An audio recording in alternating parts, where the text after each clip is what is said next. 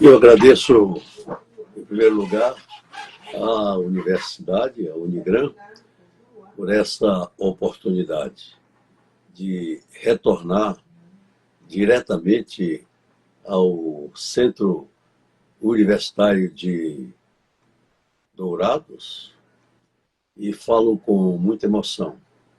Eu fui a Dourados pela primeira vez a convite do meu queridíssimo e saudosíssimo amigo Ademar Pereira.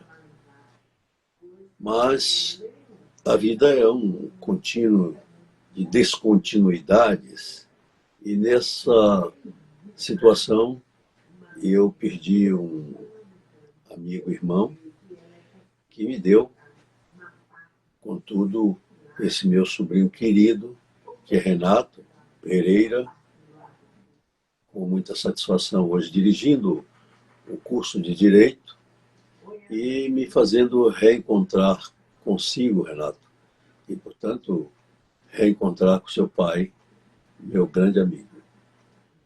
Eu agradeço ao professor Edson a apresentação, a professora que estava, Juliana, né, que estava nos enquadrando aí na forma de apresentação, e cumprimento a todos os que vão nos seguir nesses minutos, sobretudo os que estão fora do Brasil, que além da diferença de fuso horário, eles precisam ter recordações de sua terra e nós teremos que passar uma mensagem bem positiva daquelas que convêm ao Brasil, que é o maior país do mundo, por causa do povo que aqui tem, mesmo quando ele se espalha por outros polos, como a Unigran consegue fazer. Eu estou, de qualquer sorte, voltando ao estado do Mato Grosso do Sul,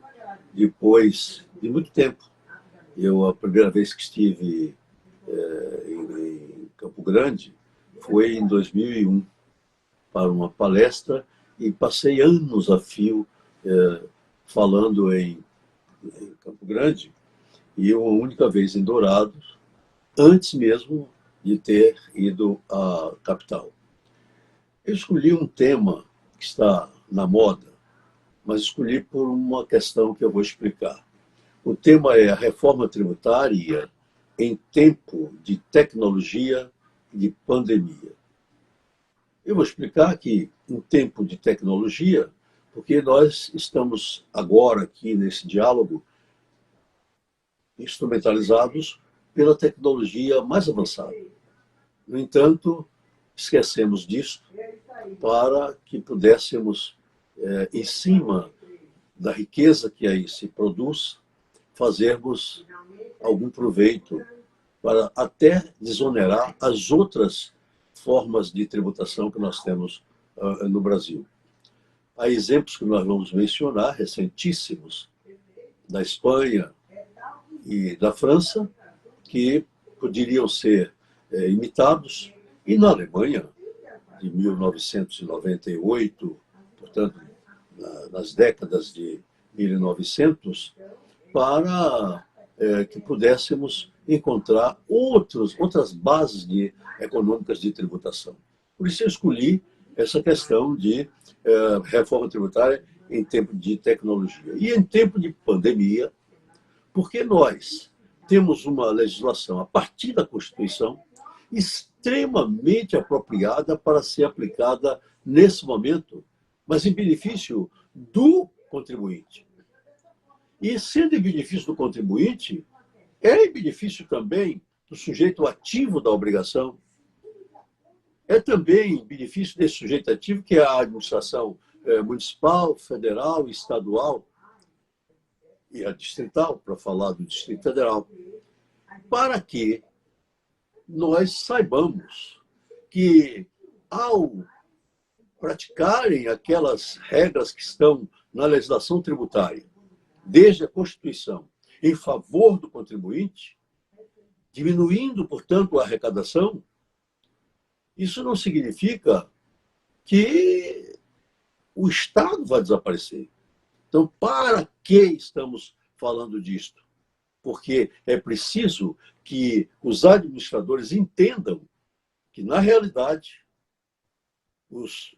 aquelas regras que a Constituição traz, aquelas regras que o Código Tributário Nacional traz, regras que são para esses momentos, elas são para ser aplicadas.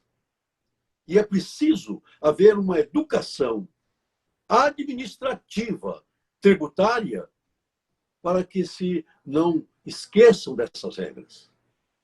Eu começo esse diálogo assim para lembrar, não foi à toa o tema escolhido, para lembrar que uma das primeiras lives que eu fiz, já em plena pandemia, em março deste ano, foi a convite de um professor em Aracaju, que foi meu aluno no doutorado aqui na Bahia, e havia uma decisão do Tribunal de Justiça do Estado de Sergipe dando uma solução parecida com a moratória. E a discussão foi levada até o Supremo Tribunal Federal e o presidente que estava no exercício naqueles dias que ficam para metade de um, metade de outro, presidente e vice-presidente do Supremo Tribunal Federal, o presidente entendeu que não se poderia ter moratória por via judicial. Está certo, Excelência, senhor ministro. Mas era preciso ler toda a decisão do Tribunal de Justiça do Estado de Sergipe para entender que ele não deu moratória. Ele falou até da moratória, mas não deu moratória. Daqui a pouco nós vamos voltar a este assunto e, portanto, estou motivando a palestra para, novamente, dizer que nós não aceitamos que um país que tem tantos recursos no plano jurídico, esses recursos não sejam examinados. E como eu estou falando para jovens, eu lhes quero dizer que precisamos acabar com essa mania brasileira do momento de livros que são escritos com base na jurisprudência. A jurisprudência é uma das fontes importantíssimas, mas ela não pode ser a mãe da doutrina. Não compro um livro quando eu examino que o autor não doutrina.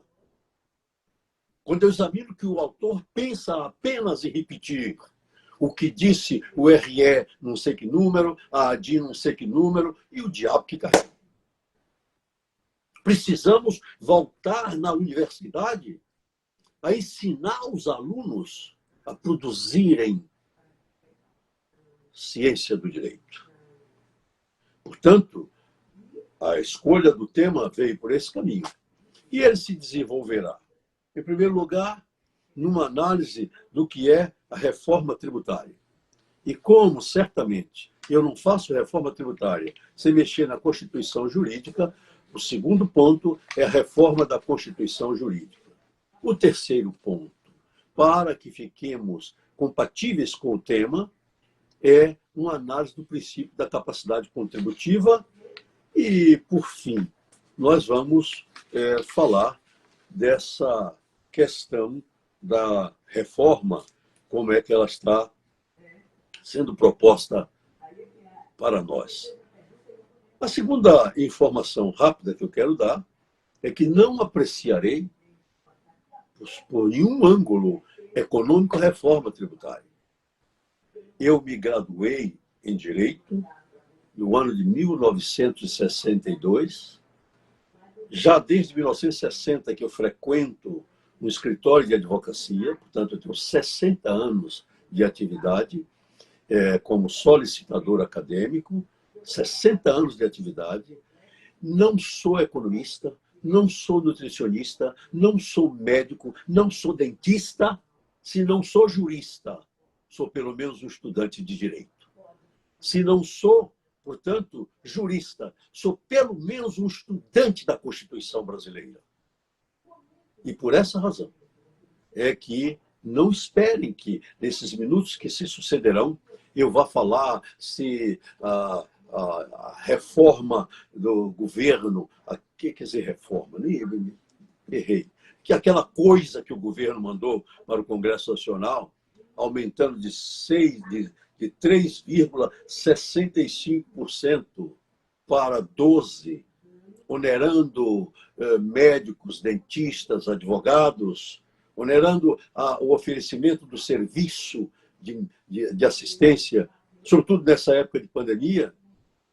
Aquilo que mandaram para lá é uma questão de economistas, de uma ciência de probabilidade, de uma ciência respeitável, mas uma ciência de José decifrando o sonho do faraó. Né? 7 espigas de milho férteis, 7 espigas de milho podres, 7 anos de fartura, 7 anos de miséria. É assim a ciência da economia, porque ela tem todos os seus postulados, mas sempre uma ciência de probabilidade. Aí o direito. O direito é um objeto cultural, portanto, objeto que se presta à análise de variada forma. Se presta a uma análise histórica, se presta a uma análise econômica, se presta a uma análise sociológica, se presta uma análise no campo da psique. Você tem toda a criminologia para examinar com esse auxílio, com esse apoio das ciências da psique. Mas o direito também se submete como objeto cultural a uma análise científica típica da própria ciência do direito, que tem seus postulados específicos, peculiares. Portanto, vamos apreciar a reforma por esse caminho. Não pelo caminho se vai aumentar 5%, se não vai, e até vamos daqui a pouco lhe dizer por quê. E aí comecemos ali a dizer qual é a noção de reforma tributária. Não é uma palavra, é a reconstrução do sistema tributário. Ou é a nova forma de tributação. Não esqueça, guarde isso. Se é a reconstrução do sistema tributário, ou se é uma nova forma de tributação, tudo que está aí não é reforma tributária. Tudo que está aí é outra coisa, como nós vamos ver. As propostas, portanto, não sendo de reforma tributária, o que é que elas são? São uma tentativa de uma nova discriminação de rendas e veja, uma nova discriminação de rendas que a União não está preocupada, porque ela faz a reforma de discriminação dela quando ela quer. Ela tem um imposto de renda em que ela manipula como ela deseja. Ela, a União. Então, por que ela quer essa reforma? Veja que entregaram um projeto na galhofa. Entregaram na galhofa e disseram assim, vocês vão ver, eu ainda vou mandando aos pouquinhos. Ela não precisa. Além de não precisar, vai boicotar, como tem feito sempre. Portanto, são propostas de discriminação de renda, porque todas elas buscam apenas saber quanto cabe para cada ente federado. Anote isso. E como jurista, comece a reagir nisto. Comece a reagir com os instrumentos que nós poderemos dar com esse aspecto jurídico. Pelo aspecto jurídico, só pode haver reforma tributária se nós fizermos a reforma da Constituição Jurídica. Nesse ponto, eu invoco meu livro Limites da Revisão Constitucional, onde, baseado em Ferdinand Lassalle, eu faço uma distinção entre a Constituição real e a Constituição jurídica. A Constituição real, na lição de Lassalle, é aquela formulada pelas forças reais de poder que permanentemente estão em elaboração. Por isso, Constituição real, Constituição dessa natureza não se reforma. Ela evolui com as tendências dos próprios entes humanos que formam a sociedade. A Constituição jurídica é aquela que está plasmada em algum lugar. É uma Constituição. que nós temos como nascedouro a Constituição dos Estados Unidos da América do Norte do século XVIII e, em seguida, a segunda Constituição, já na Europa, francesa também, da mesma época. Senão, você vai dizer que a Inglaterra não tem Constituição. E tem. Né? Nós não vamos aprofundar isso, porque queremos também que você nos leia e você pode pegar limites da revisão constitucional que eu faço esse esclarecimento. Então, o que é que se reforma? Constituição jurídica. Não se reforma a Constituição real. Ora, vejam só. Essa reforma da Constituição jurídica é toda aquela alteração que se faça dentro do texto escrito.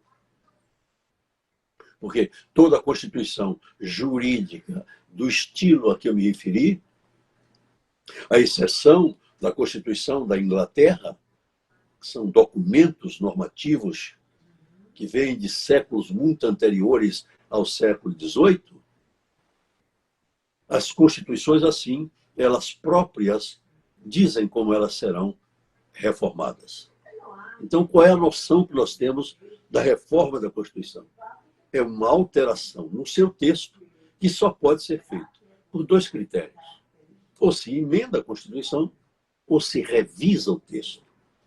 Claro, há revisões, como a da Constituição de Portugal, que são feitas periodicamente. Ou revisões, como a Constituição de 1988 no Brasil, que era permitido a prazo certo. E não fizeram. Eu espero que o professor Renato me convide um dia para falar sobre a reforma da Constituição, e nós vamos examinar isso. É até bom, porque eu revejo meu livro Limites da Revisão Constitucional. Ora, muito bem, se a reforma da Constituição se processa ou pela emenda ou pela revisão, nós queremos saber se pode ser a vontade do reformador. Em princípio, não. A reforma tem limites. Se ela for revisão, vamos aí, ela só se faz, no caso do Brasil, só se faria uma vez, que foi lá nos idos de 1993. Perdeu-se a oportunidade de fazer a revisão total do texto por mandado do legislador constituinte, do poder constituinte, esse único poder originário. Perdeu-se a oportunidade. Bom, mas não é disso que nós vamos falar, porque vamos pegar a outra modalidade de reforma. Qual é a outra modalidade? É a emenda. Aí, meu amigo, se vamos falar da emenda constitucional, o limite é escancarado. O limite é escancarado. E aí, vamos pegar só um deles, que é o aspecto material dessa limitação. Existe na Constituição um artigo 60, cujo parágrafo 4º desse artigo estabelece o que se está costumeiramente chamando de núcleo irreformável. Ou, como ficou conhecido na doutrina, até pelo apadrinhamento de Pontes de Miranda, o núcleo das cláusulas pétreas. Se você for ao parágrafo 4º do artigo 60, você vai ver uma coisa importantíssima.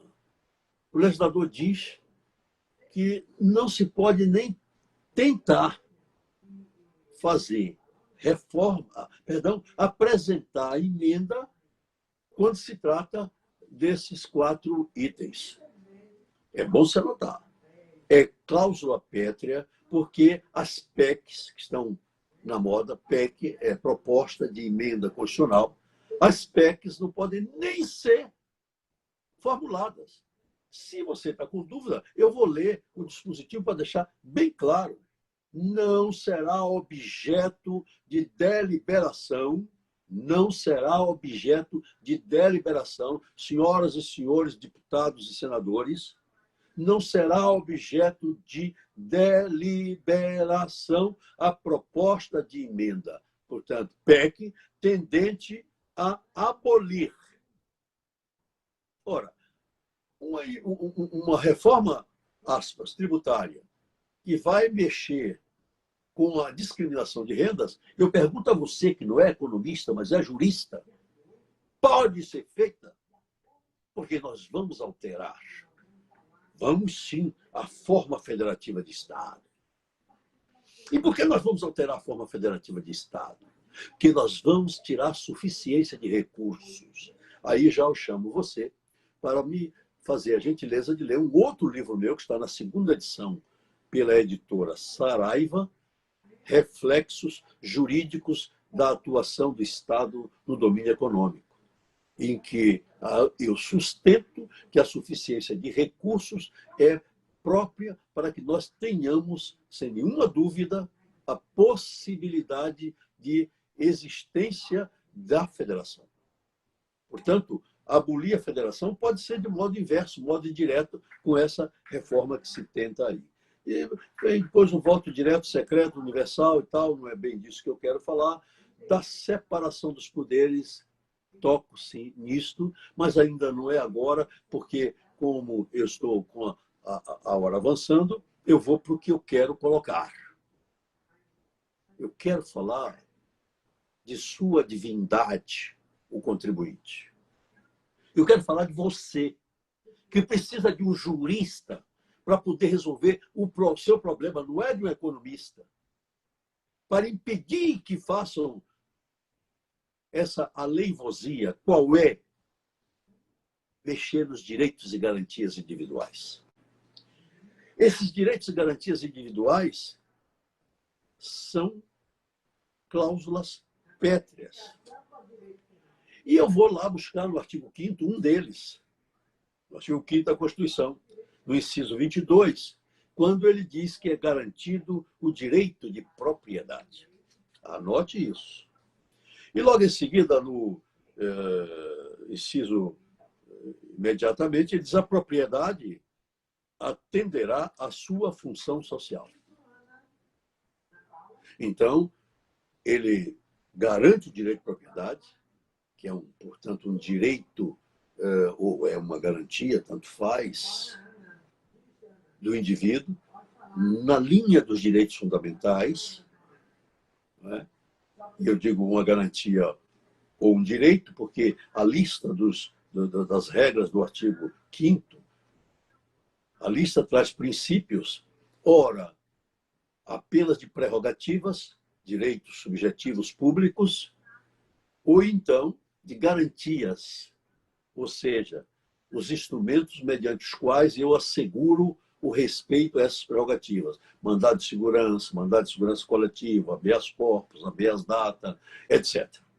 Só para você saber distinguir entre direitos e garantias, conforme está lá no artigo 5º. Pois bem, eu tenho, portanto, assegurada a prerrogativa de ser proprietário no Brasil, com as exceções dadas aí mesmo, nesse artigo 5º, quando diz que eu tenho de usar a propriedade com a sua função social. E a função social, ela está também descrita na Constituição. Para a propriedade urbana, no artigo 182, parágrafo 2º. A propriedade urbana cumpre a sua função social quando atende às exigências fundamentais de ordenação da cidade expressas no plano diretor. Então, não atinge os meus recursos financeiros, portanto, direito meu, eu sou proprietário dos meus recursos financeiros, e a função social aí não vai atingir. Ou a propriedade rural, que está dito lá no artigo 186, que ela tem uma função social e dá a lista dos elementos dessa função social. Vejam bem, onde eu quero chegar? Falei de proprietário dos meus recursos financeiros. Onde é que eu quero chegar? Se eu sou proprietário deles, eu preciso justificar por que é que isso está enquadrado nesses dispositivos a que eu mencionei, né, que asseguram, portanto, a propriedade que não pode ser tocada nos termos do parágrafo 4º, item 4 do artigo 60 da Constituição. É que a tributação consiste em transferência do patrimônio do particular para o coletivo. Esse é o processo ao qual se denomina tributação. Não esqueça. Essa transferência obedece a um núcleo normativo disciplinado pela própria Constituição com o nome de Estatuto do Contribuinte, nome do Estatuto do Contribuinte dado pelo professor Edivaldo Brito. Se você pegar os anais da Constituinte, vai encontrar uma seção da Subcomissão de Tributação, na qual participamos 3 estudiosos do direito tributário, os professores Ives Gandra da Silva Martins, José Souto Mel Borges e eu, os 3 da mesma sessão, e nesta sessão eu implorava aos constituintes, com 2 metros de altura, batendo as mãos no teto, de que tivesse o Estatuto do Contribuinte. Onde eu inventei essa expressão? Deus louvado. Não inventei, não. Essa expressão eu li em Louis Trottebat, Droit Fiscal, um autor francês, e achei aquilo bonito. Traduzi para o português e implorei nesse dia.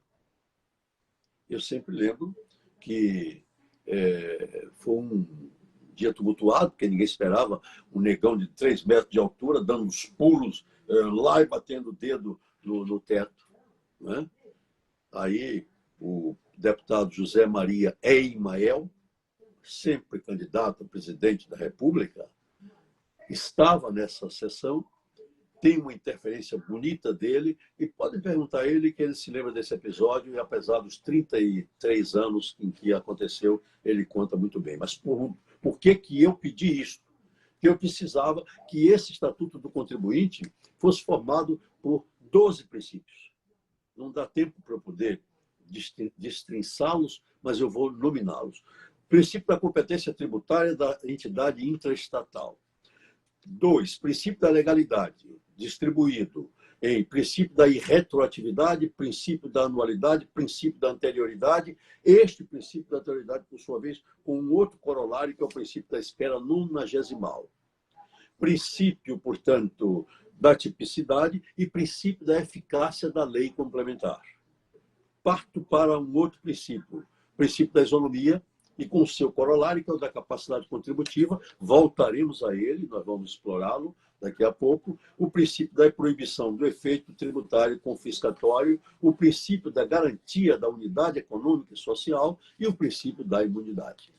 Aí se compõe o Estatuto do Contribuinte.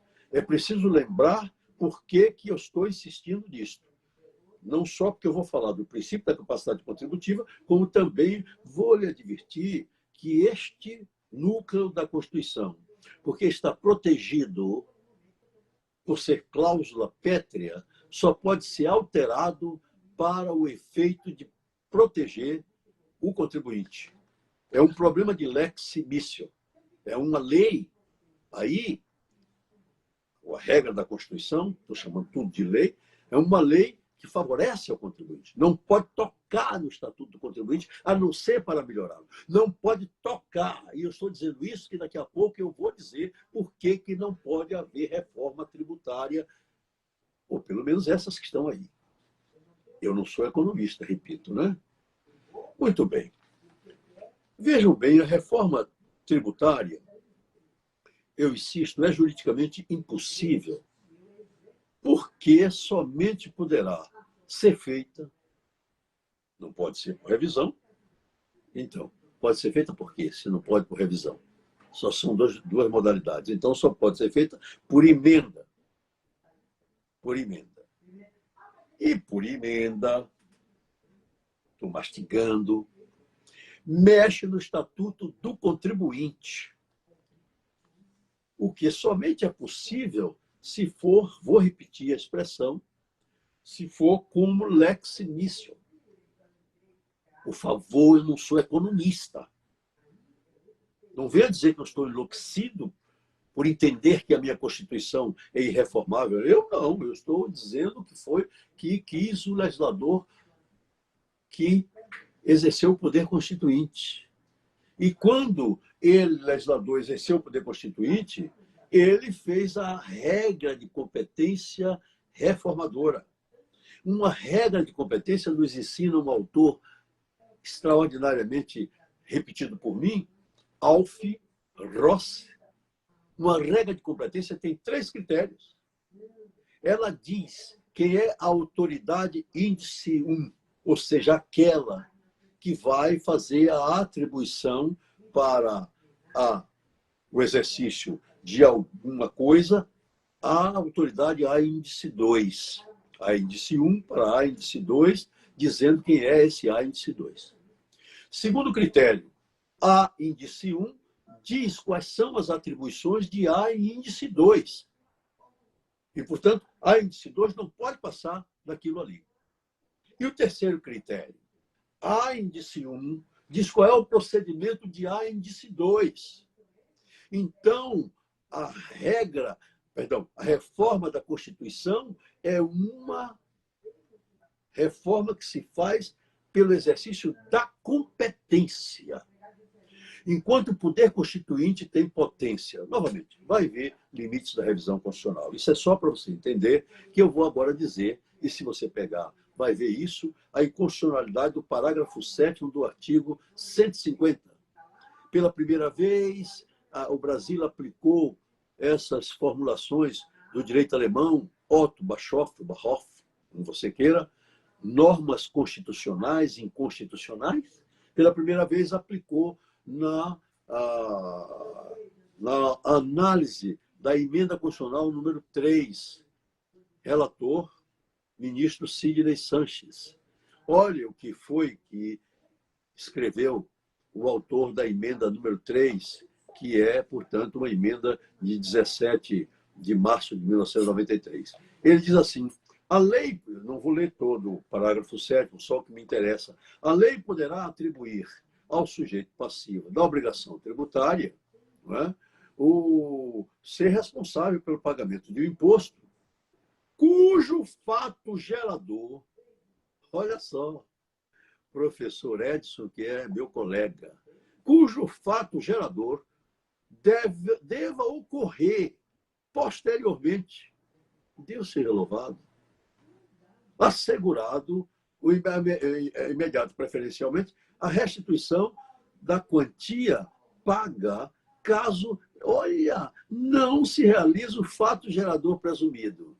O professor Ives Gandra me convidou e eu fiz um estudo sobre a emenda constitucional número 3 nessa linha, está publicado num livro sobre sua coordenação chamado Curso de Direito Tributário. Hoje é edição da Saraiva. Lá eu desenvolvo esse tema. Aqui eu só quero insistir que o parágrafo 7º do artigo 150 da Constituição, introduzido por essa emenda, é inconstitucional.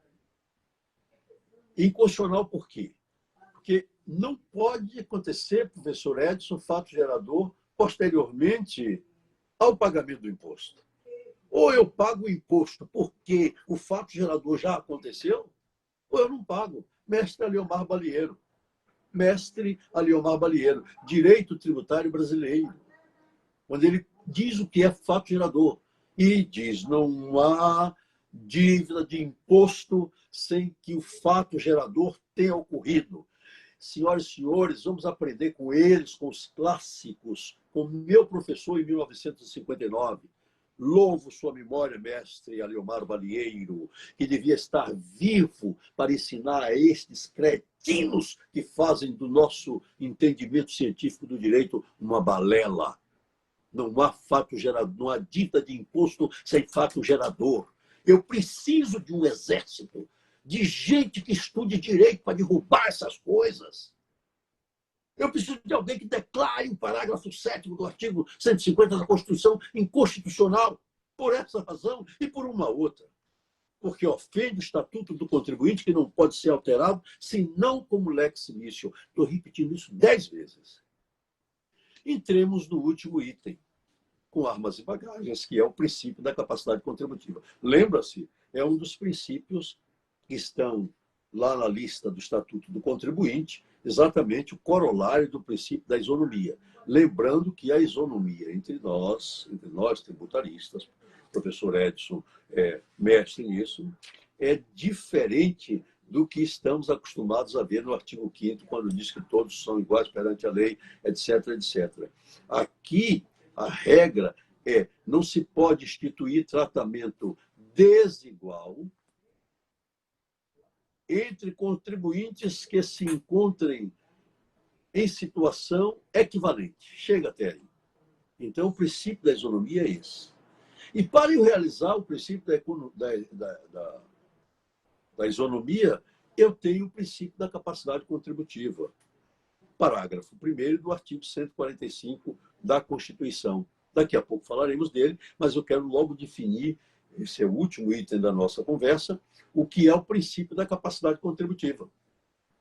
Numa palavra que aprendi com meu mestre em 1959, com a Liomar Balieiro, numa palavra, ou para não dizer uma, são 4 palavras. Capacidade contributiva é a capacidade de pagar. É a capacidade de pagar. Se eu não tiver capacidade de pagar, não tenho capacidade contributiva. Você está entendendo por que é que eu escolhi o problema da pandemia? Porque você não tem capacidade de pagar. Porque você momentaneamente está sem capacidade de pagar. Porque você precisa invocar o princípio da capacidade contributiva para não pagar juros, multa, correção monetária desses.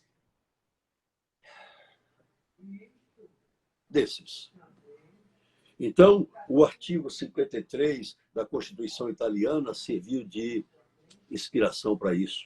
Olha o que ele diz. Todos têm a obrigação de contribuir para as despesas públicas na medida de sua capacidade contributiva. E diz mais, o sistema tributário é inspirado nos critérios de progressividade. Ora, desde o artigo 202 da Constituição de 1946, que o legislador constituinte brasileiro está copiando essa regra do artigo 53 da Constituição italiana.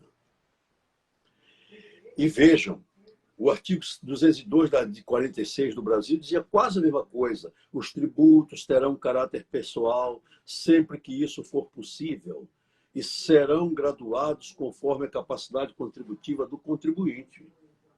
Isso é uma história maravilhosa que está prosseguindo, está indo nessa linha.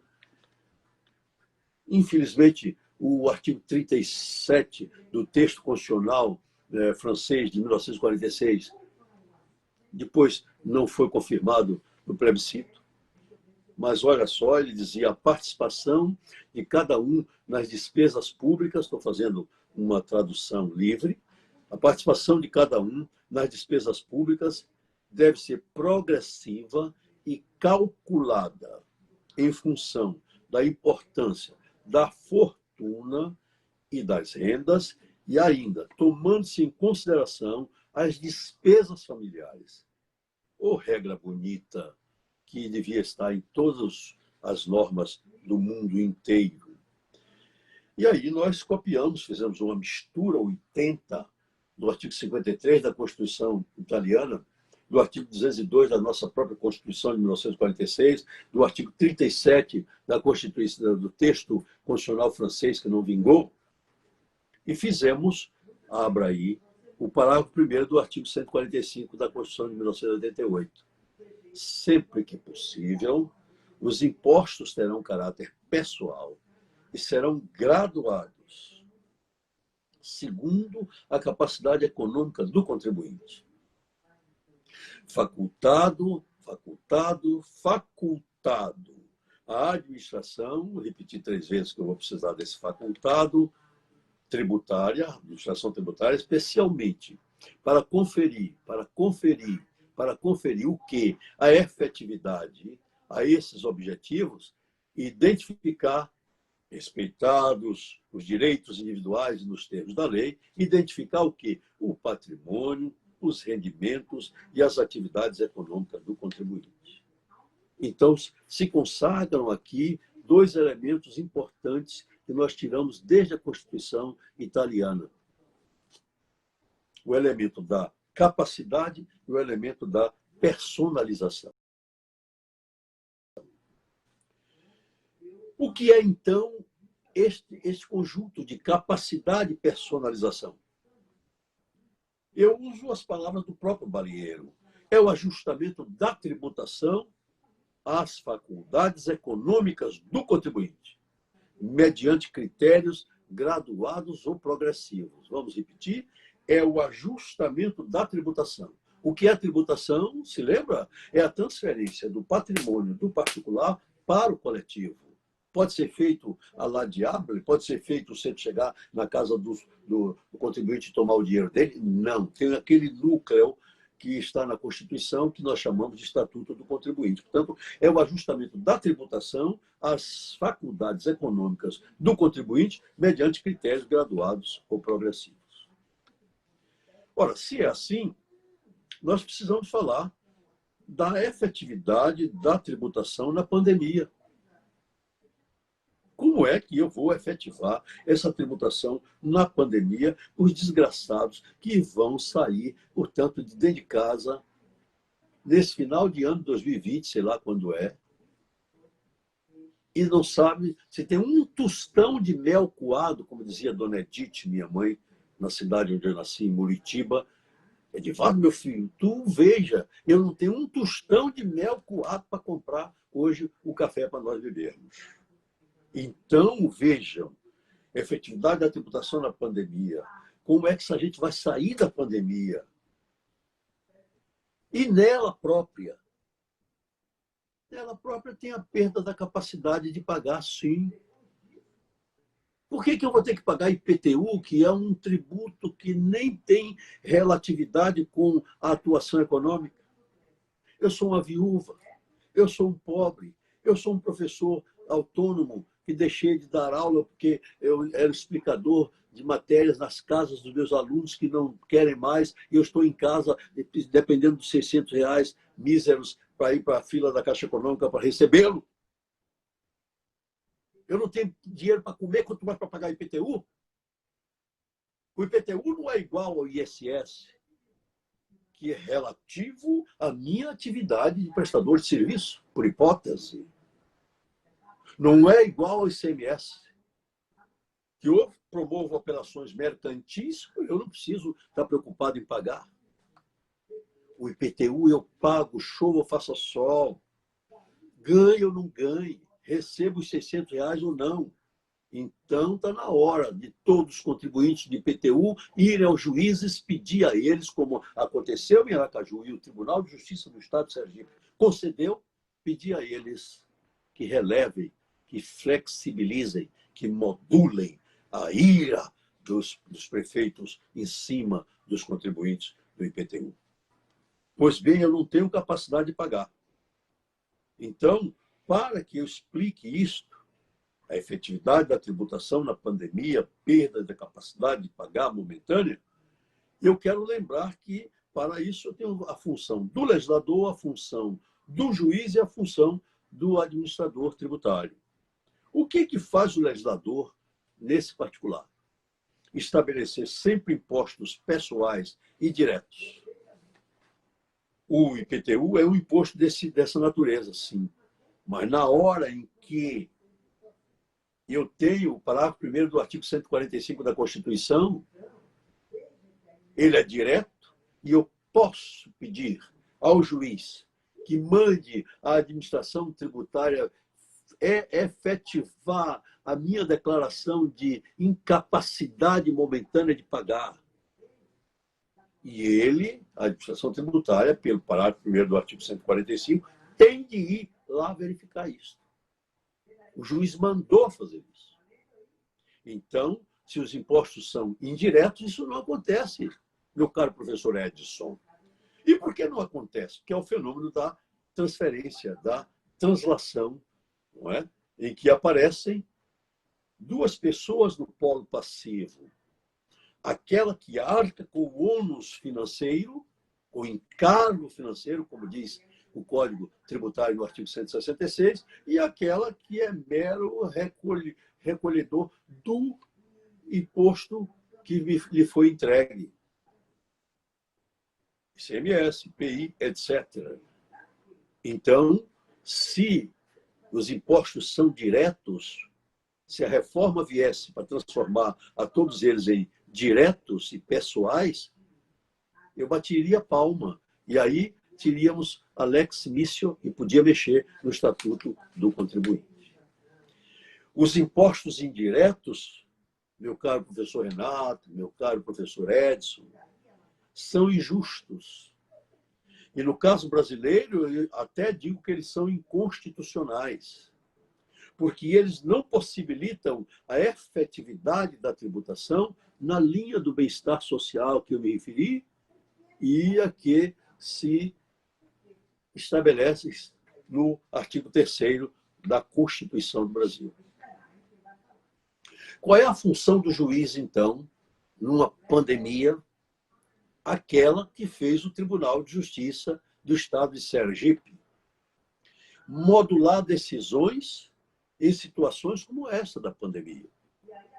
Autorizando a administração tributária, nos termos do parágrafo 1º do artigo 145 da Constituição, a conferir a efetividade da alegação do contribuinte quanto à sua perda de capacidade de pagar. Através de que faz isso a administração tributária? Da identificação, através da identificação, na forma da lei. Ele não pode chegar lá e dar uma bofetada no contribuinte, mas tem que respeitar os direitos de privacidade, disso, daquilo, do contribuinte. Identificação do patrimônio, dos rendimentos e das atividades econômicas desse contribuinte. E aí ele vai e diz ao juiz, é mentira, ele pode pagar. Ou diz, é verdade, ele não pode pagar. Vou insistir no exemplo do IPTU, não é? Que o desembargador foi por esse caminho, mas só porque ele falou lá na pandemia, ou na moratória, o ministro Toffoli entendeu que moratória, o entendimento estará certo. Só nessa parte, só pode ser concedida por lei. O juiz não pode, sem a existência de uma lei autorizando a moratória, ele não pode partir do nada para dar moratória, por ato jurisdicional. E a terceira função é a do administrador tributário, que para dar efetividade aos objetivos de capacidade e personalização a que nos referimos da tributação, ele pratica, na forma da lei, a verificação, a identificação, como nós vimos, do patrimônio, dos rendimentos e das atividades econômicas do contribuinte. Então, na pandemia, eu ainda direi que a efetividade da reforma, essa que está se pretendendo fazer, poderia até ser usar o Congresso Nacional para, em primeiro lugar, buscar fatos novos para tributar. Em segundo lugar, fazer uma reformulação do sistema das contribuições no Brasil. Na primeira hipótese, buscar fatos econômicos novos, tecnológicos, para tributar, e, portanto, eu estou já na linha de usar tecnologia. Bastaria que nós tivéssemos tomado de empréstimo o exemplo dessas duas leis, que eu agradeço a um dos meus netos, dentre os que estão assistindo como eu pedi, professor Edson, professor Renato, o Felipe Brito, o Antônio Ali Brito, a Paula Brito e meu secretário muito eficiente com que vocês se comunicaram, Guilherme Santos, mas um desses, que é o meu neto Antônio Ali, me tirou para exame as duas leis que eu queria referir. Uma é a lei de 25 de janeiro de 2019, da Espanha, que criou um imposto sobre determinados serviços digitais. Não é das melhores, porque logo no artigo 1º ela dá o objeto do imposto dizendo que o imposto é um tributo de natureza indireta que grava, na forma e condições previstas nesta lei, as prestações de determinados serviços digitais em que exista intervenção de usuários situados em território de aplicação do imposto. Aí não é tão boa, a não ser pela ideia de tributar esses fatos econômicos, porque nós temos, na nossa lei complementar 116, a lista de serviço, que no item 1, que abriga o item 1 da lista de serviços anexa à lei complementar 116, abriga exatamente 9 subitens. Em todos eles, eu verificaria esse artigo 1º da lei espanhola de janeiro de 2019. Ela só me serve para motivar o que eu estou dizendo nesse finalzinho de exposição. Então, neste caso, eu diria que o imposto dessa natureza já existe para o município.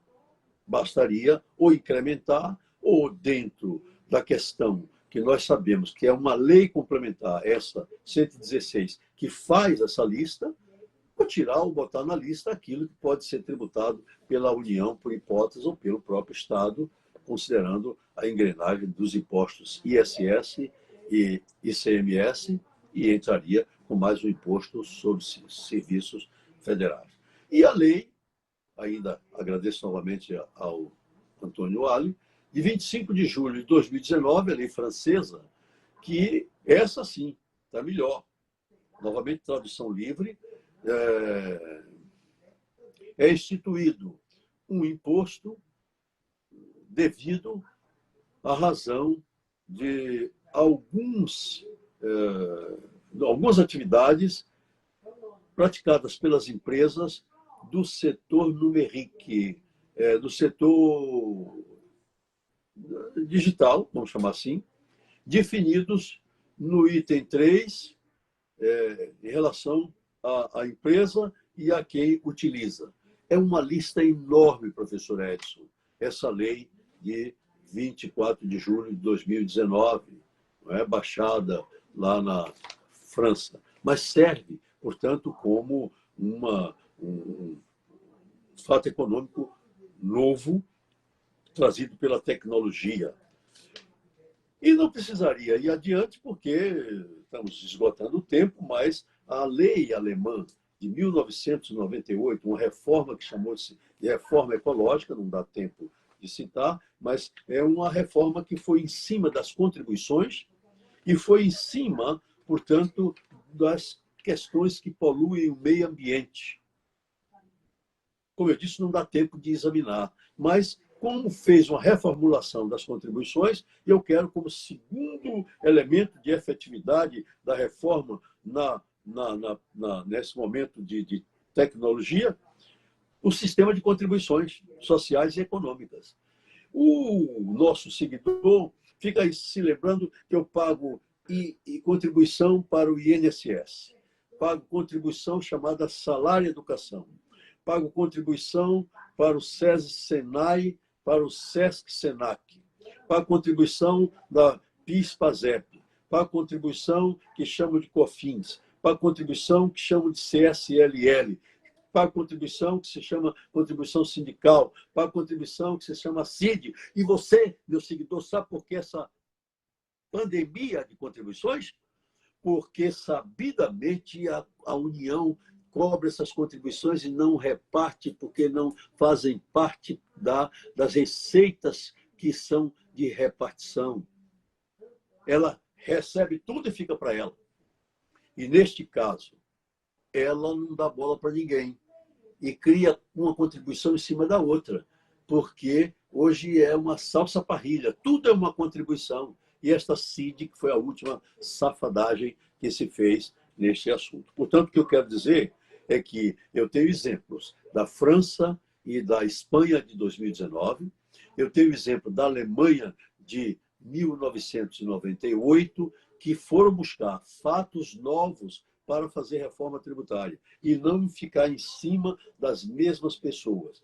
foram buscar fatos novos dentro de uma formulação jurídica, baseado na constituição jurídica de cada um desses países, e não fazer essa perturbação que é feita no Brasil, porque só se faz reforma tributária mexendo na Constituição, e tem, então, uma reforma tributária, estou encerrando, que é do município, uma reforma tributária que é do Estado, uma reforma tributária que é da União, uma reforma tributária que é do Distrito Federal, uma reforma tributária que é do prestador de serviço, uma reforma tributária que é do comerciante, uma reforma tributária que é do industrial.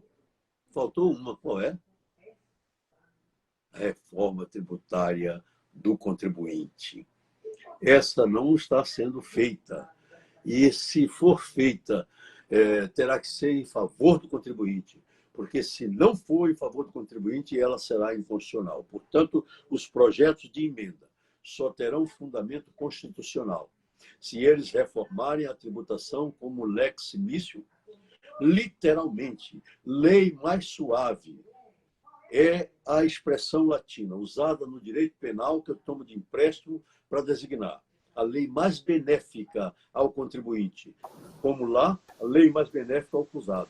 O professor Edson, busco o senhor para dizer que eu contraponho tudo isso para dizer, professor Renato, que não há possibilidade de se aceitar reforma tributária conforme está aí na emenda 40, na PEC 45, na PEC 110, na PEC de onde for, cheia de pecados.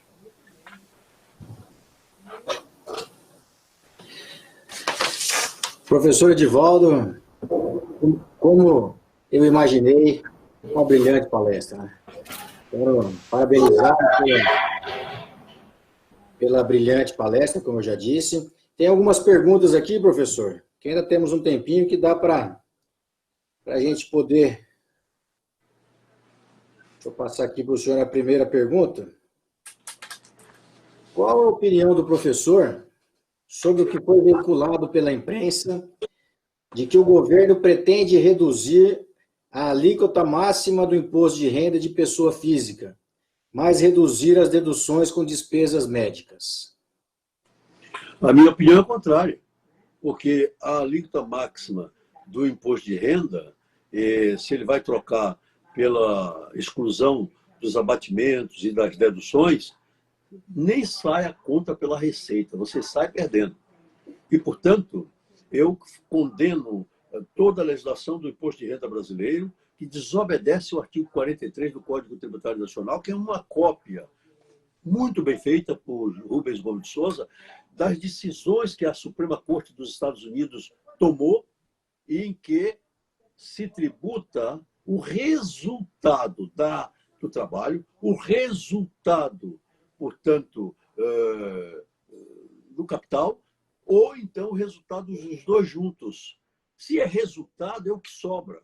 Como é que eu vou tirar esses abatimentos e essas deduções para tributar? Nós não pagamos, meu amigo que perguntou, imposto de renda. Nós pagamos imposto sobre os nossos salários, os nossos vencimentos e, portanto, numa jogada que faz o Estado. E, só para concluir, sabe por que isso tudo? Porque nós estamos raciocinando como economistas e não como juristas. Porque, como juristas, a legislação toda do imposto de renda é inconstitucional, porque ela avança sobre o patrimônio do particular, e eu disse que a tributação é a transferência do patrimônio do particular para o coletivo, mas respeitando a capacidade de pagar. E na hora que se diz que o dinheiro que eu paguei para educar meu filho ou para me educar é uma sofisticação, não tem nem adjetivação para lidar com essa conceituação que o governo está fazendo.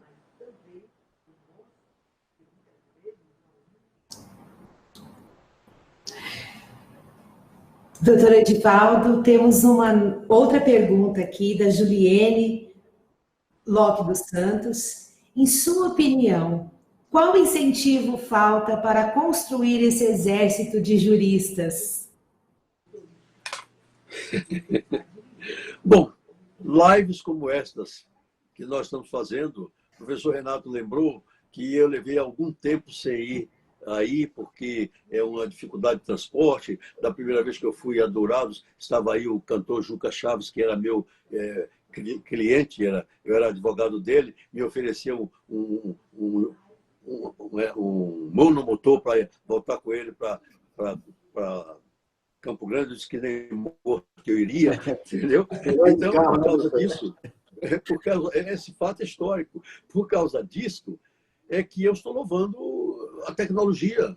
Ela permite que a gente faça isso. Então, qual é o incentivo que falta? É de várias pessoas. Ontem foi um colega meu que estava aí debatendo, trocando ideias, enriquecendo as ideias. E, no meu caso pessoal, peço licença para dizer que meu incentivo é fazer com que você seja só jurista. Se aplique, estude, se aprofunde no direito. Esqueça que é economista que vai cuidar se a alíquota de 12 está boa ou ruim, está péssima, está horrorosa. Mas esqueça disso, porque você tem um instrumento. Você vai com muita ciência para o juiz. Mas não vá com decisões que o juiz já tomou, porque o juiz tomou a decisão num caso concreto. Se você for pegar aquele mesmo caso concreto para poder servir de exemplo para o seu, você não é um jurista.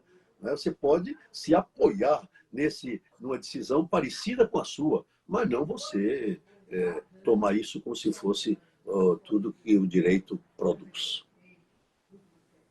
Muito bem, professor.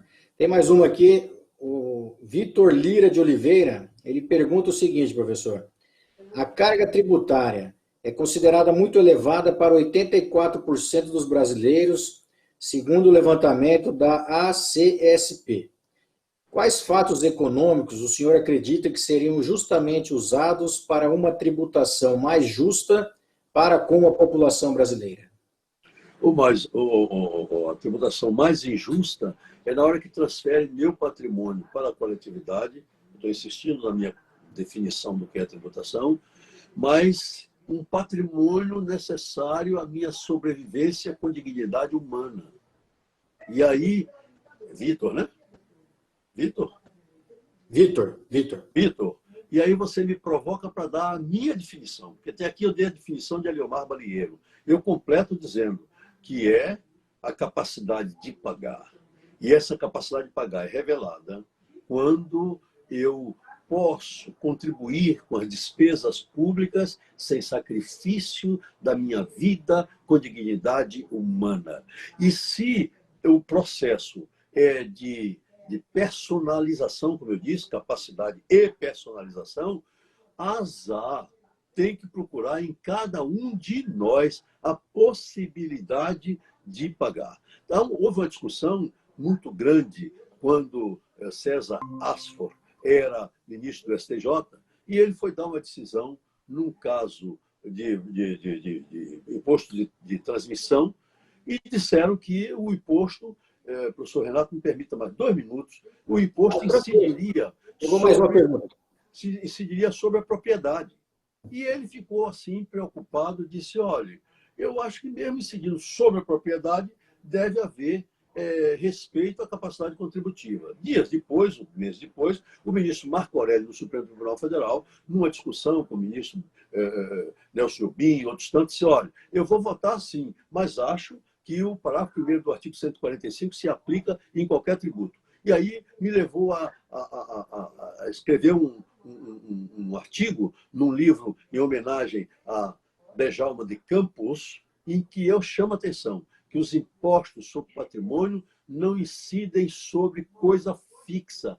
Meus caros juristas in fieri, meus caros juristas em formação, olhe só, o imposto de todos os impostos sobre a propriedade, eles incidem sobre um atributo das pessoas. Qual é esse atributo? O de ser proprietário, o de ter o domínio sobre um objeto do mundo físico ou do mundo imaterial, mas é um atributo, e é sobre esse atributo que se faz incidir, professor Renato, a norma jurídica tributária. E se é assim, eu tenho, mestre Renato, que observar a capacidade de pagar daquela viúva que mora num palacete, mas ela não tem um centavo para pagar, porque quem tinha dinheiro era o marido dela.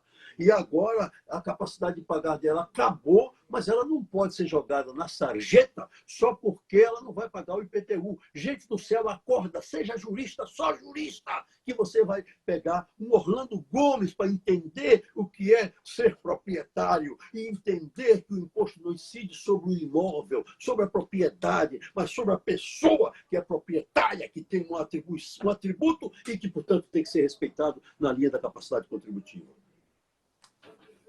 Perfeito, professor, perfeito. Eu lembro, o senhor falou do Orlando Gomes, eu lembro que na vez que o senhor veio para cá, no nosso caminho de Campo Grande a Dourados, o senhor me contou uma história muito interessante, o senhor com o Orlando Gomes. O senhor trabalhou com ele, salvo engano, né? Foi essa... 33 anos. Isso, foi... Eu estava hoje comentando com os professores que eu tive a honra de ter essa conversa com o senhor lá de Campo Grande. O bom desse nosso problema de tráfego aéreo aqui era isso, porque a gente buscava o professor em Campo Grande e vinha 3 horas aprendendo mais do que qualquer outra pessoa teria a oportunidade. Professor, para finalizar, os alunos aqui estão perguntando o seguinte. O Lucas de Oliveira perguntou: quais as dicas que o professor Edivaldo sugere para os alunos que querem seguir na área tributária? Lucas de Oliveira, você precisa dominar outras áreas do direito. Vamos, e foi bom esse encerramento com a revelação desse conselho dado pelo meu pai intelectual, que agora foi pelo professor Renato lembrado, Orlando Gomes. Quando eu ia conversar com ele, Renato, ele era paternal comigo.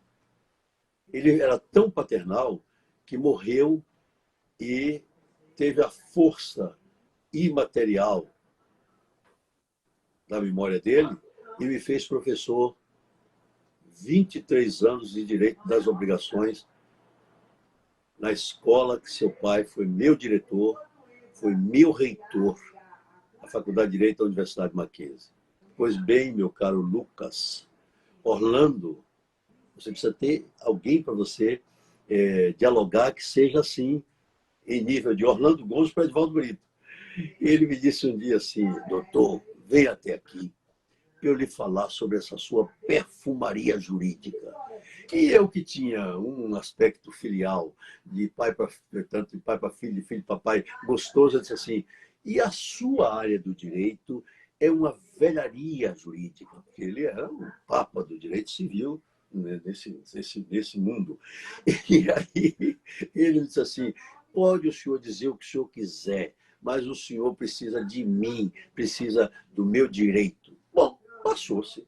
Um dia Gilberto de Ulloa Canto me chama, 1975, 76, para um congresso de direito tributário que ocorreu no Rio de Janeiro pela IFA.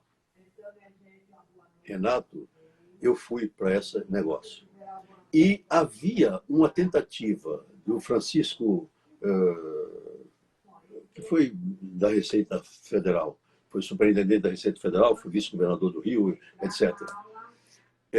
Então, Francisco Dornelles. Então, Dornelles estava querendo implantar Lucas, perceba isso, estava querendo implantar um imposto sobre herança.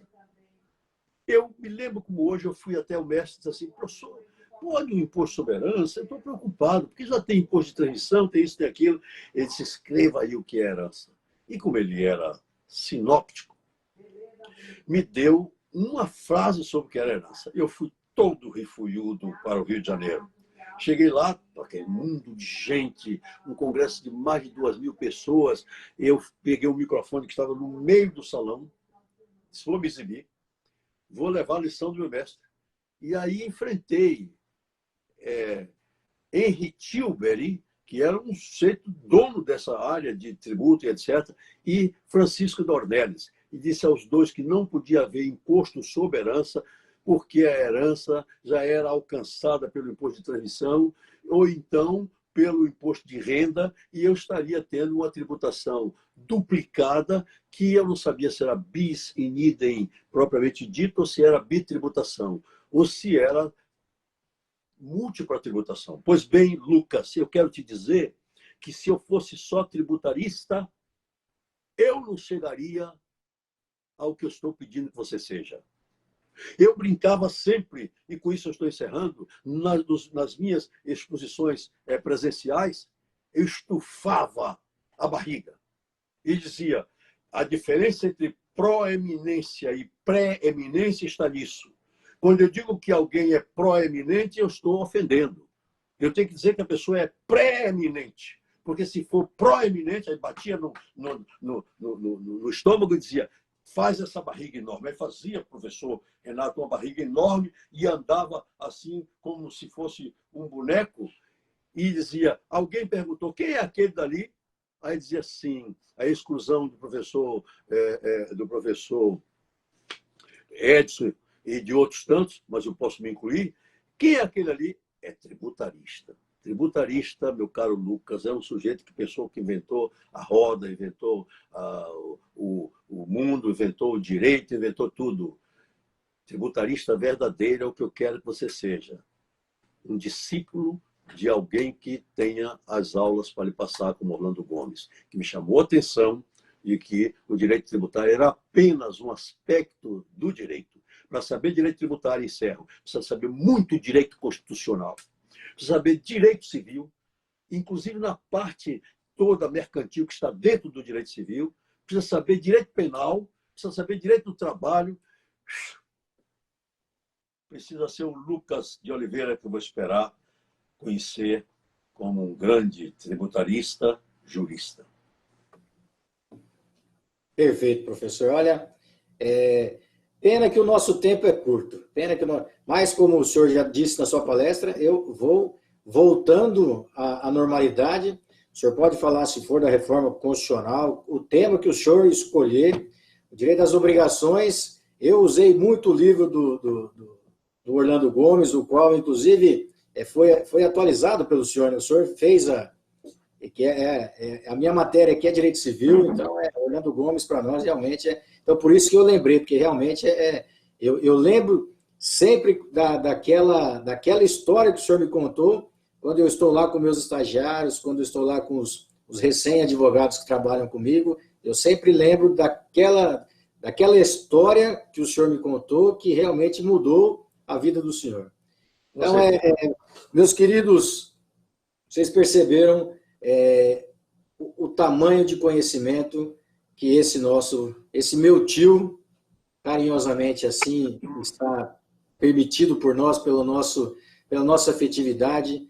Me emocionei com as suas palavras iniciais, porque também não há como não lembrar do meu pai, quando o senhor começou a lembrar dessa amizade que eu lembro que vocês tinham, que era uma coisa de realmente, era uma amizade irmã, era algo muito afetivo. E até hoje, quando eu falei para minha mãe que o senhor estaria participando, ela simplesmente chorou e falou assim: nossa, que saudade que eu tenho do Deminha, que carinhosamente assim ela o chamava também.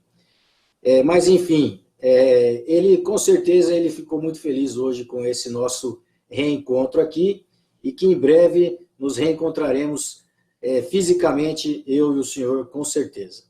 E quero aproveitar para agradecer mais uma vez, dizer que foi brilhante, não poderia ser diferente, e dizer, professor, que saiba que aqui em Dourados, aqui na Unigran, e aqui comigo, aqui na minha casa, o senhor tem um acesso livre, como o senhor sabe disso, por tudo isso que nós já vivemos juntos, quer através do meu pai, quer através de mim. Então, quero aproveitar para, em nome da Unigran Capital, da Unigran Dourados, da Unigran como um todo, agradecer mais uma vez a sua presença.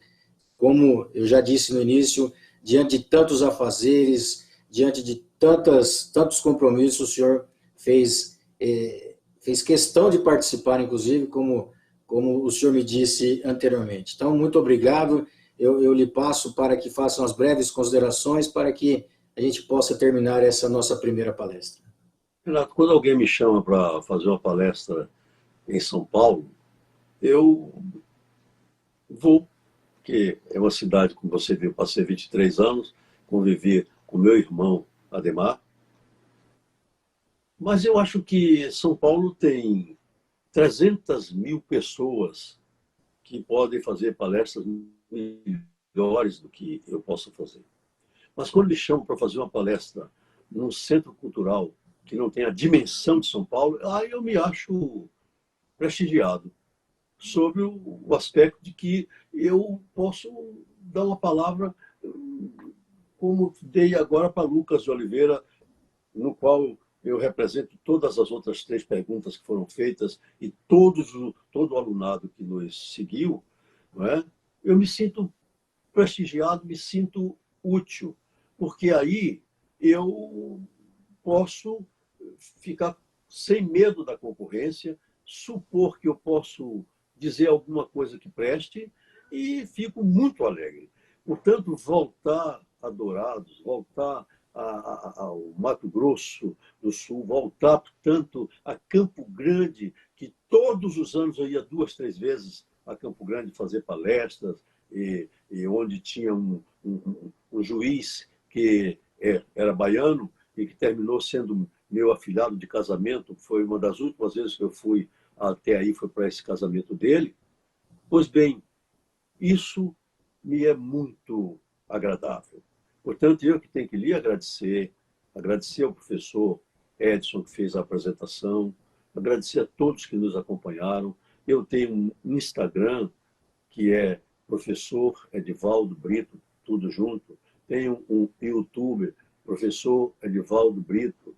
Instagram ou YouTube, Lucas, por exemplo, pode, se quiser me seguir no Instagram, pode, se quiser, escrever no meu YouTube, Professor Edivaldo Brito, e lá nós dialogaremos, Lucas. Todo sábado eu faço uma aula sobre direito tributário, chama-se Curso Popular sobre Tributação.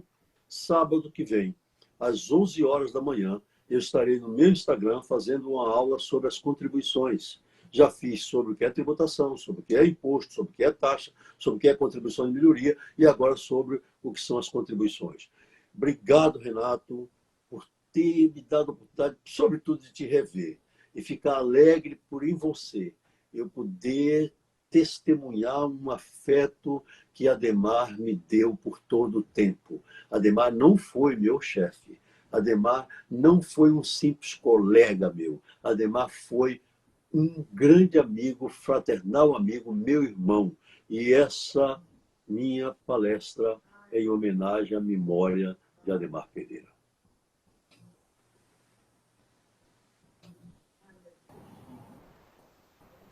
Muito obrigado, professor. E para finalizar esse primeiro momento, eu quero agradecer. E aí, Juliano, passo a palavra para você terminar esse primeiro, porque realmente o professor Edivaldo me deixou aqui muito emotivo. Obrigada, chefe Renato. Doutor Edivaldo, foi um prazer e uma honra tê-lo conosco, abrilhantando a nossa Semana Jurídica. Realmente, todos nós ficamos emocionados e também gratos pelo seu conhecimento, por essa troca maravilhosa. Eu tenho certeza que os nossos acadêmicos hoje já estão melhores do que entraram nesta palestra, e o senhor é grande responsável. Seja sempre bem-vindo à nossa casa, Dourados, Mato Grosso do Sul, Unigran. A Unigran, do mundo todo, lhe envia um abraço fraterno e esperamos que em breve possamos nos reunir fisicamente.